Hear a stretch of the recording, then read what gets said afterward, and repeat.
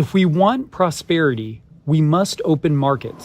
ভারত ও ইউরোপীয় ইউনিয়নের মধ্যে দীর্ঘ প্রতীক্ষিত মুক্ত বাণিজ্য চুক্তি এই সপ্তাহে চূড়ান্তভাবে ঘোষণা হতে যাচ্ছে। রয়টার্স জানিয়েছে, এই চুক্তির ফলে ইউরোপীয় গাড়ি ও মদের উপর আমদানি শুল্ক উল্লেখযোগ্যভাবে কমে যাবে এবং ভারতের তৈরি পোশাক, গয়না, ইলেকট্রনিক্স ও রাসায়নিক পণ্যের উপরে ইউরোপের বিশাল বাজার উন্মুক্ত হবে।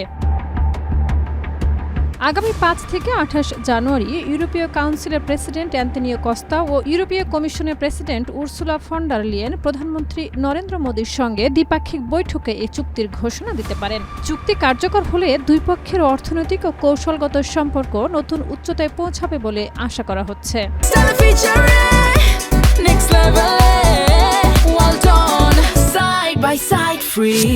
এফটিএর পাশাপাশি ভারত ও ইউরোপীয় ইউনিয়ন একটি নিরাপত্তা ও প্রতিরক্ষা চুক্তিতেও স্বাক্ষর করতে পারে। এশিয়ার দেশগুলোর মধ্যে দক্ষিণ কোরিয়া ও জাপানের পর ভারত তৃতীয় দেশ হিসেবে ইউরোপীয় ইউনিয়নের সঙ্গে এ ধরনের প্রতিরক্ষা অংশীদারিত্বে যুক্ত হবে। এছাড়া উচ্চ দক্ষতা সম্পন্ন কর্মী ও শিক্ষার্থীদের চলাচলের সুবিধার্থে মোবিলিটি এগ্রিমেন্ট স্বাক্ষরের সম্ভাবনাও রয়েছে।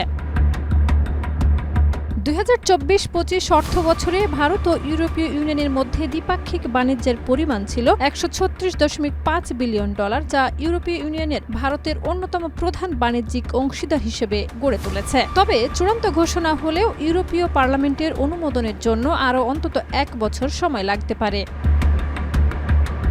বাণিজ্যিক সুবিধার পাশাপাশি কিছু চ্যালেঞ্জও রয়েছে। বিশেষ করে ইউরোপের নতুন কার্বন ট্যাক্স ও ভারতের জন্য বিশেষ শুল্ক সুবিধা প্রত্যাহার ভারতের রপ্তানি প্রায় $1.95 বিলিয়ন ক্ষতিগ্রস্ত করতে পারে। এছাড়া ভারতের উচ্চ গাড়ি শুল্ক হ্রাস সংক্রান্ত দর কষাকষি এখনো চলছে, যা সফল হলে ইউরোপীয় গাড়ি নির্মাতাদের ভারতের বাজারে আরও প্রতিযোগিতামূলক সুবিধা দেবে।